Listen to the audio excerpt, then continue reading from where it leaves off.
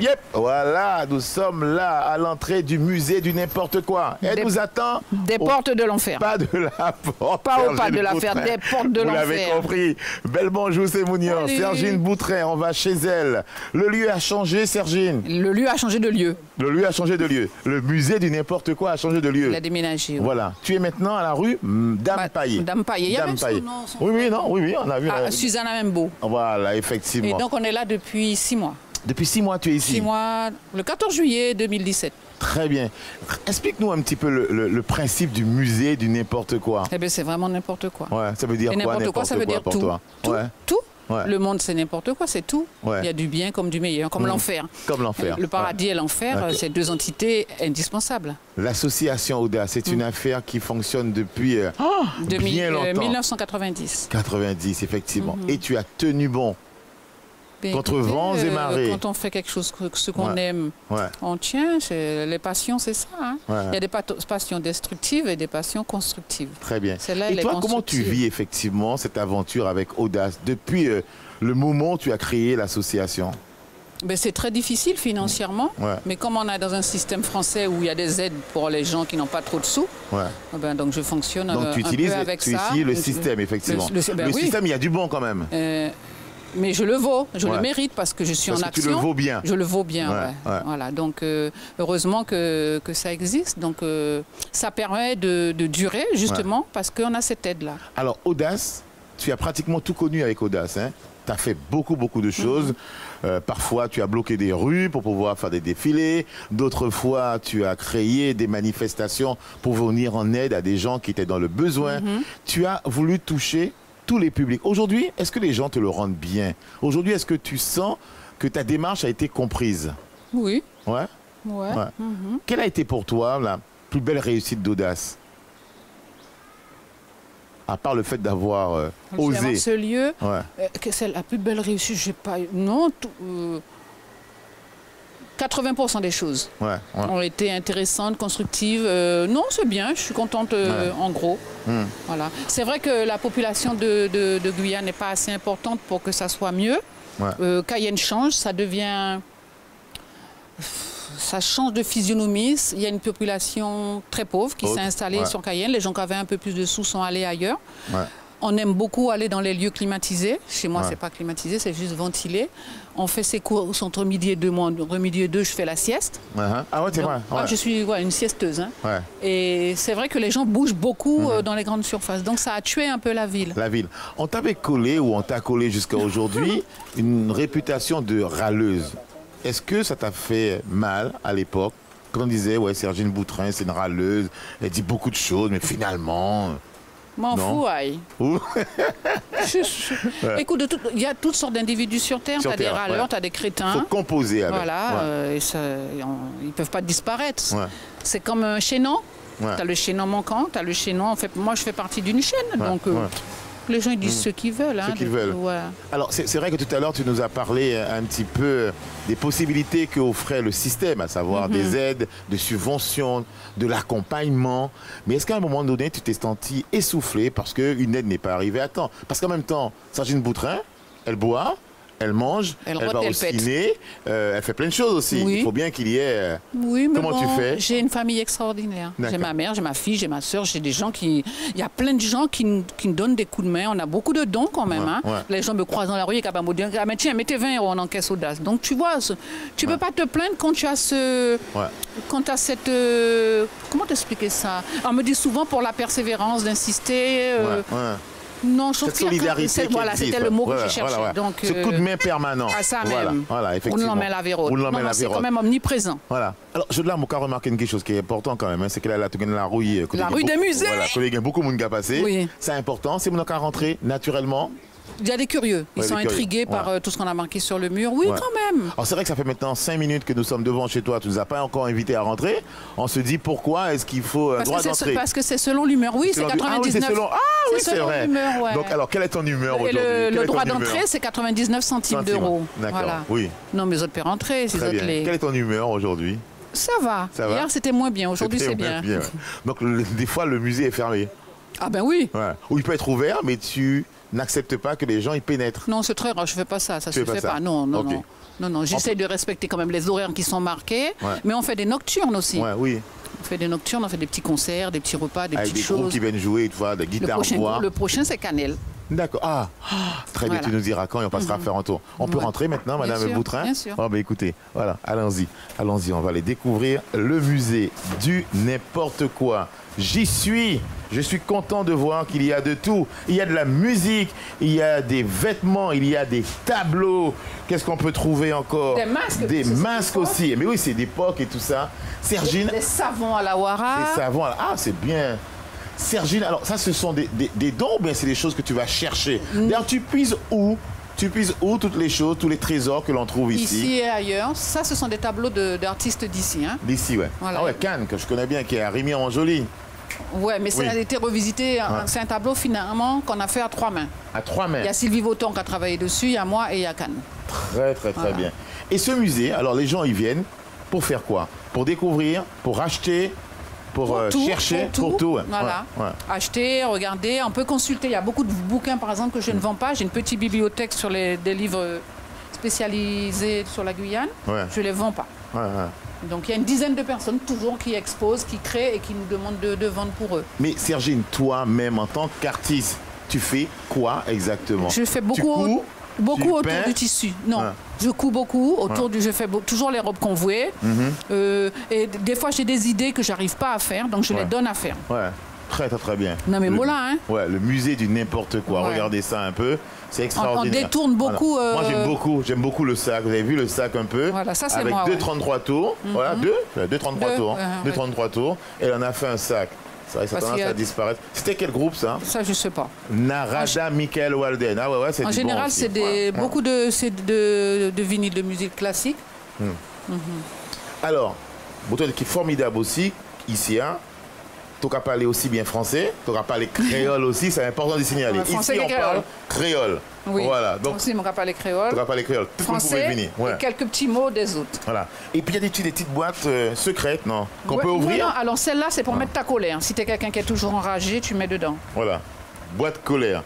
Tu mets ta colère à l'intérieur, tu fermes bien et tu reviens après quand ça va mieux. Tu peux aller larguer dans la mer aussi. Dans la mer, voilà, tout à fait. Celle-là, c'est pour les soucis. C'est pour les soucis. Boîte à soucis. Joli comme tout. Ce sont des bonnes idées. Et les idées viennent tous les jours chez toi. Tout le temps, tu as une idée qui te passe par la tête et tu te dis voilà. Oui, mais il y a les idées des autres aussi que tu prends. Les gens qui viennent, qui te disent une phrase et tu la transformes. Non, il y a l'apport de l'autre aussi que tu même fort. Alors Sergine, je voudrais montrer quelque chose à la caméra que tient aujourd'hui Justine. À l'époque, nos parents, nos grands-parents, nos arrière-grands-parents utilisaient ça pour repasser nos vêtements. Ou surtout, pas pour les vêtements des enfants, mais les vêtements des parents, les draps notamment. Flasqués, il était flasqués. Regardez ça, il était lourd, hein? Il était lourd. Et c'est mon Tchimbe, ça qu'on rend. Ouais, et puis depuis, donc, tu as les deux modèles. Non, celui-là, tu as un modèle qui est beaucoup plus récent. Il date des années 60, celui-là. Il est très lourd aussi. Hein. Ouais, l'autre, on mettait même de l'eau chaude, je crois, dedans. À l'intérieur. Pour le maintenir. Écoutez, c'est la première partie avec Sergine Boutrin qui nous accueille ici chez elle, musée du n'importe quoi, à la rue Dame Paillé. La suite de la discussion dans un instant et on va découvrir un autre aspect de ce musée parce qu'il y a l'aspect que vous voyez ici, mais il y a aussi un petit coin, salon, discussion, échange. À tout à l'heure, c'est juste après cette chronique qui arrive que vous connaissez aussi. À tout à l'heure.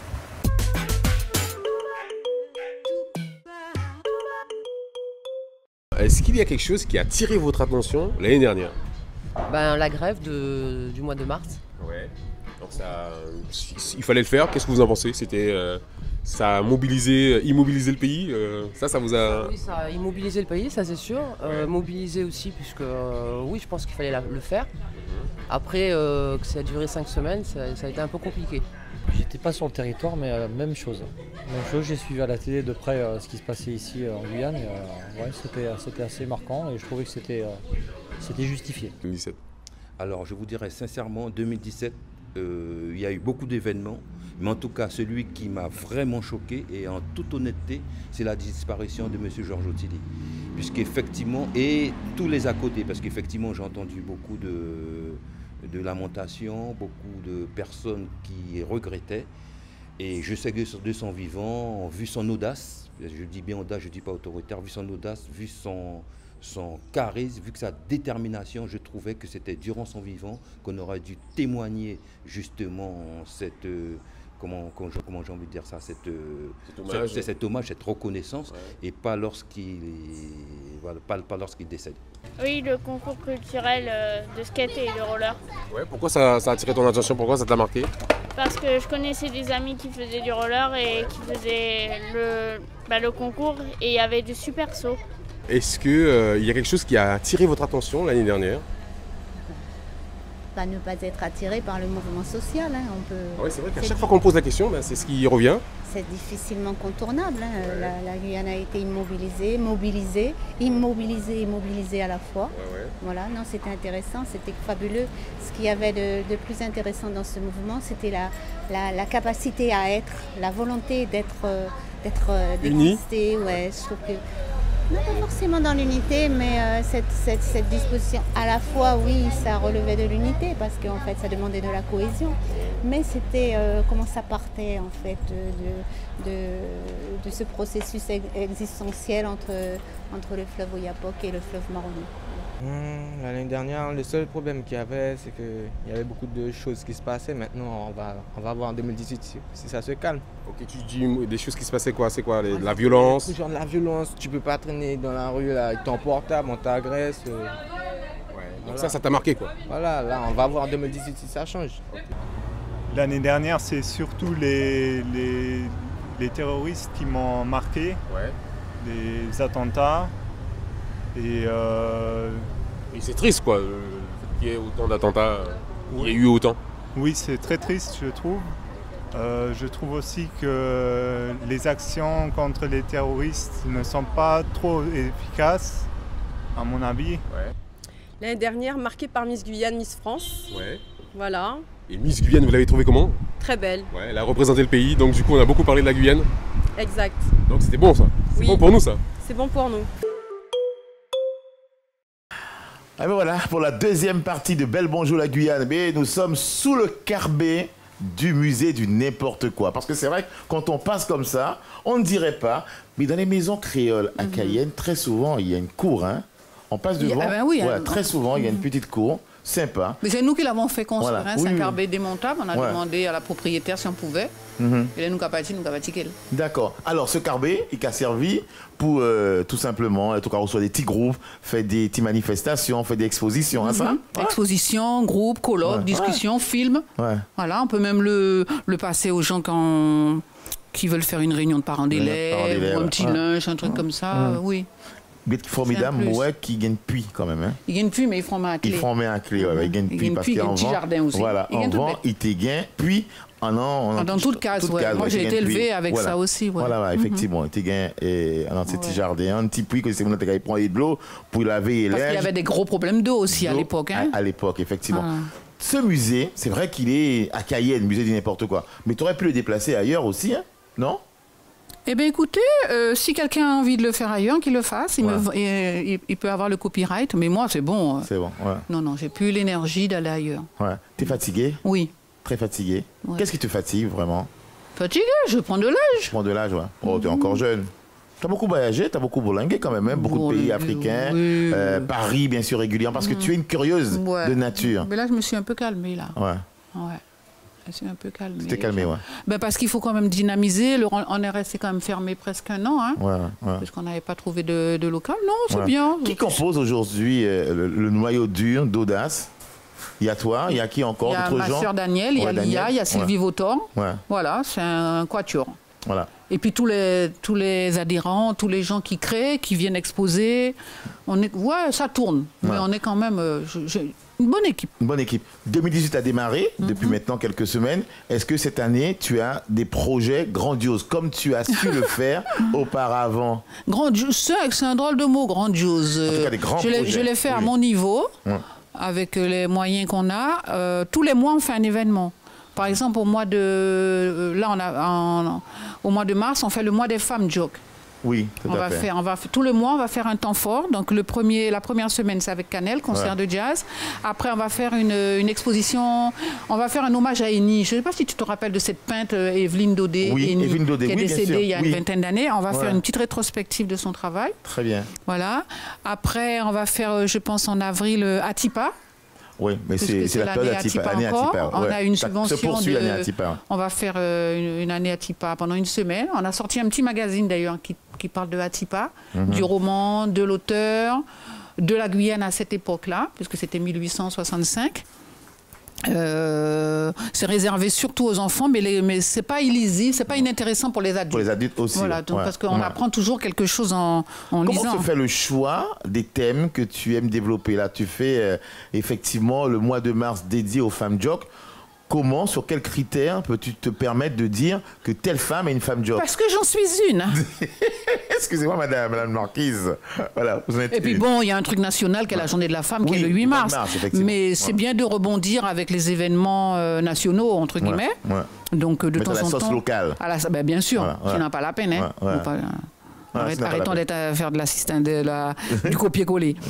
Ouais. Donc tous les mois, on a un événement. Effectivement. Et des fois, un thème d'événement peut être aussi parce que quelqu'un peut te suggérer quelque chose. Donc si on me suggère et que ça m'intéresse, pourquoi pas. Okay. Alors, beaucoup de personnes, parce que toi, Sergine, ça fait effectivement de nombreuses années, nous on se connaît depuis de nombreuses années, on t'a toujours vue militante, tu t'es battue pour beaucoup de choses, mais pour ton musée du n'importe quoi, tu t'es battue, une année de fermeture, mais tu reviens, tu l'ouvres à nouveau. Alors, je ne dirais pas que tu n'as jamais été intéressé par les récompenses, par le fait qu'on élève Sergine Boutrin au rang 2. Est-ce qu'un jour, ça t'intéresserait effectivement qu'on reconnaisse ton travail, que tu reçois, je ne sais pas, la Légion d'honneur ou autre distinction Je m'en charge de m'élever. Je m'en charge, c'est bon. Je peux me faire mon propre femage, je n'ai pas besoin de nous faire nous match, ou mon pas. Non, parce qu'en fait, quand tu reçois un prix, il faut être bien élevé. Il faut embrasser, il faut dire merci, il faut sourire. C'est un truc que j'ai du mal. Donc, il y a des jeux que je n'ai pas envie de jouer. Donc, c'est bon. À titre posthume. Pas forcément, non? Ils peuvent le faire à titre posthume. Les mots qui mourent, puisque mourir dans pas longtemps, tu savais ça. Mon commandel. Oh, Sergine, Mon commandel. Ah non, Sergine, arrête. Qu'est-ce qu'on peut te souhaiter pour cette année 2018, à part les manifestations que tu vas organiser naturellement tout au long de l'année, pratiquement tous les mois? Le mois de mars prochain, effectivement, c'est un mois dédié à la femme, avec le premier concert, donc avec Canel, magnifique voix, une fille qu'on voit très rarement, mais quand elle sort comme ça, c'est toujours avec un plaisir qu'on vient l'écouter. Coucou Canel. Coucou Canel, il fait des gros bisous. Ah ben tiens, avant le concert, on ira chez elle, on va aller se balader sur la plage avec elle, parce qu'elle aime bien ça, Canel. Et on va discuter un petit peu avec elle. Qu'est-ce qu'on peut te souhaiter alors, Sergine, pour le musée du n'importe quoi? Que ça continue à vivre?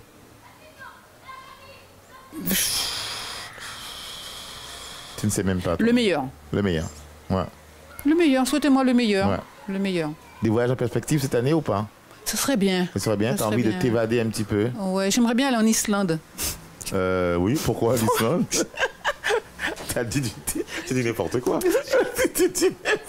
Ça, c'est exotique, l'Islande. D'accord, ok. Voilà. Ok, pourquoi pas? Pourquoi pas? Pourquoi pas l'Islande? Voilà. Bon. T'as fait ce choix-là comme ça? Ah, mais ça fait longtemps. Il y avait la Nouvelle-Orléans aussi qui m'attirait bien. Mais bon. C'est pour la musique et tout ça. Sergine, tu continues à te balader dans les communes de Guyane et à voir des choses qui t'intéressent, tu prends, c'est fini. Je fais plus. J'ai donné. Non, j'ai plus envie. J'ai envie que les choses viennent à moi aussi. C'est bon. Voilà, non. Je déteste conduire. Ouais, c'est vrai. Voilà, mais fais-toi conduire. Bon, Lia ne peut pas trop ces jours-ci. Non, puis Lia, elle a sa vie. Parce que c'est ma fille, elle a sa vie. Très bien. Toi, au niveau de ta vie, perso, aujourd'hui, comment ça se passe? Toujours amoureuse, toujours heureuse? Je suis amoureuse de moi. Ouais, je sais, ouais. C'est pour ça que je pose la question. Toujours. Tu sais, il y a un phénomène, c'est la course au bonheur. Je trouve ça ridicule. Un jour, il y a du soleil, un jour, il y a de la pluie. Eh bien, voilà. Le bonheur, c'est chaque jour, quel que soit le temps. Voilà, et puis il n'y a pas de petit bonheur, il y a des bonheurs. Non, je veux pas... La paix, voilà. Je crois que c'est la paix le plus important. Très bien. Je pose la question, tu es heureuse, toi? Je sais pas. Tu ne sais pas si tu es heureuse? Il y a des jours oui, des jours non. Des jours non, ouais. Je sais pas. Selon l'humeur. Selon l'humeur. Selon l'humeur. Sergine Boutrin, Merci beaucoup. Merci. T'es allé dire ici, assez là. Non, merci beaucoup, Sergine. Bel petit moment de discussion. N'oubliez pas, le musée du n'importe quoi, c'est ouvert. Pas en continu. De 8h45 à 11h45. Ouais. Comme l'école. Oui. C'est une coïncidence que j'ai essayé de faire. Et de 15h45 à 18h. Et puis, il y a des fois, on fait des nocturnes, et des fois, on fait des journées continues, une fois par mois à peu près. Voilà. On fait une peut journée trouver continue. De tout. Et si jamais vous avez des objets chez vous que vous n'utilisez plus, faites-nous un don. Voilà, un don. Voilà. Que ça puisse reprendre vie. Et puis, pourquoi pas que quelqu'un puisse faire circuler l'avoir à la maison. Madame Boutrin, on ne s'embrasse pas. On se donne la main. C'est toujours un plaisir pour moi de partager des moments de discussion avec vous. Sergine Boutrin, j'ai dû la recevoir plus d'une 20aine de fois et c'est toujours avec plaisir. Elle arrive toujours à l'heure à tous ses rendez-vous. C'est grave ce truc. Merci. Belle journée à vous. Belle bonjour. La Guyane revient demain sur Guyane la première. À bientôt. Bye bye. Ah, en fait...